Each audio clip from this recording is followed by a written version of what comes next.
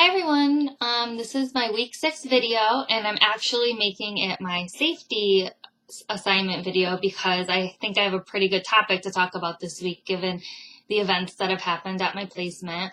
I'm pretty familiar with trainings on workplace safety, working on a psychiatric inpatient unit for my job. I've been trained in 2 kinds of physical management training because we do a lot of hands-on, unfortunately, with the kids. And in order to keep the patients and ourselves safe, we have to do training. So I've been trained in PMT, which is physical management training.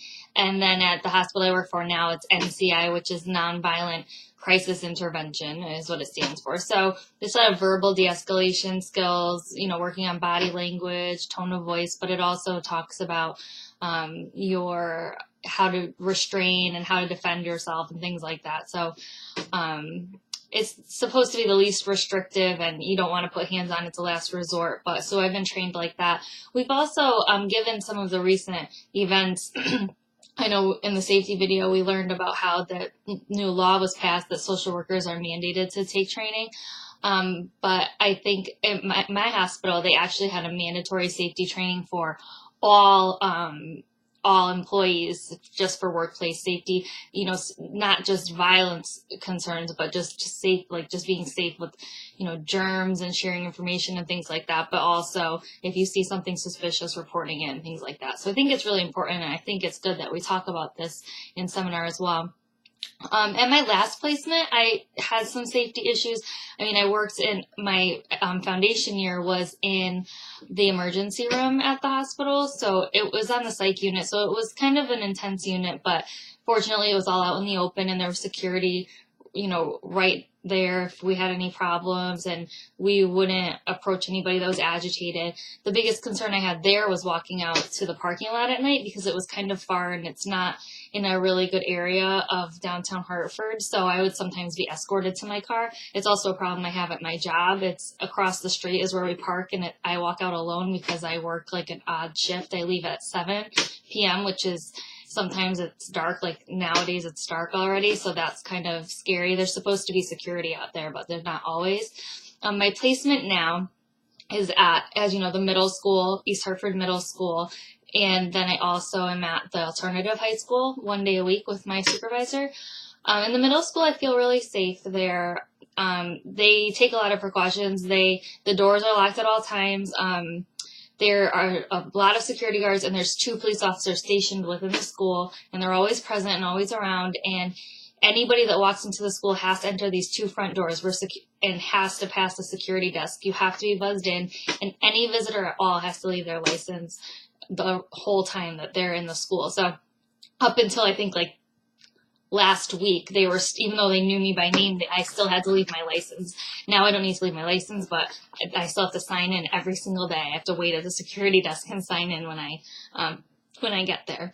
But the only safety concern maybe I can really feel there would be that we are in an office and we see students alone. Sometimes for individual sessions. So obviously that is, anywhere could be a safety concern. You never know what can happen. But I think that if we have a kid who's agitated or violent, we're pretty proactive to make sure that there's someone else in the room. And generally my supervisor is always right there, or one of the other interns is there. So you're not really left alone too often with a student. But I think that in this event that a kid was really agitated or had a history of aggression, we wouldn't be left alone with them. Some important things that we learned from the video are not having a desk between yourself and the door, which, is good practice. And I sit out in the closest area to the door as well. And the doors have windows and everything like that. So I feel pretty safe there. My big safety issue actually is at the alternative high school. As I've told you guys, it's a pretty difficult school. The kids are pretty tough there. And it's a very small school, but it's all the kids that have been expelled from the regular high school.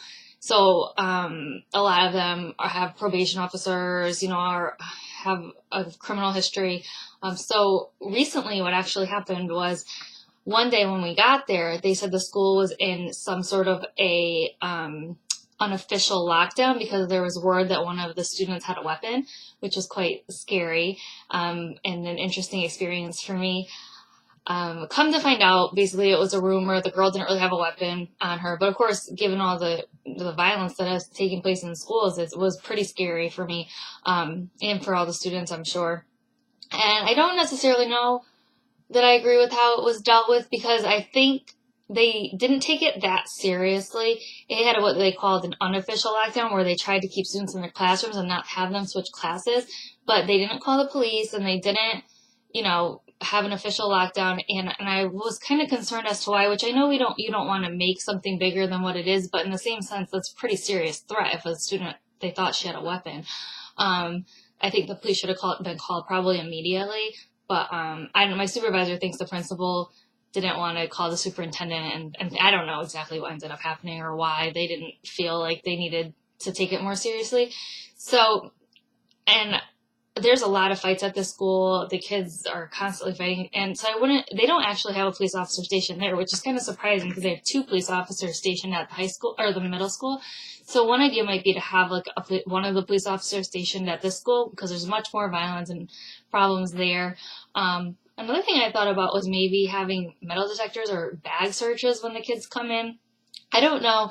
I know it's kind of invasive and might be an invasion of privacy, but I mean, if these things happen often, I think it might be worth it. It's a very small school. Like I said, there's only like 100 kids, and a lot of them don't go to school on a daily basis. So I don't know if they had questions or heard rumors about weapons, if maybe they would consider doing bag searches. I'm not sure, but fortunately it all ended well. These are just some things that I've thought of to help improve the safety, and I appreciate any suggestions you guys have. Thanks.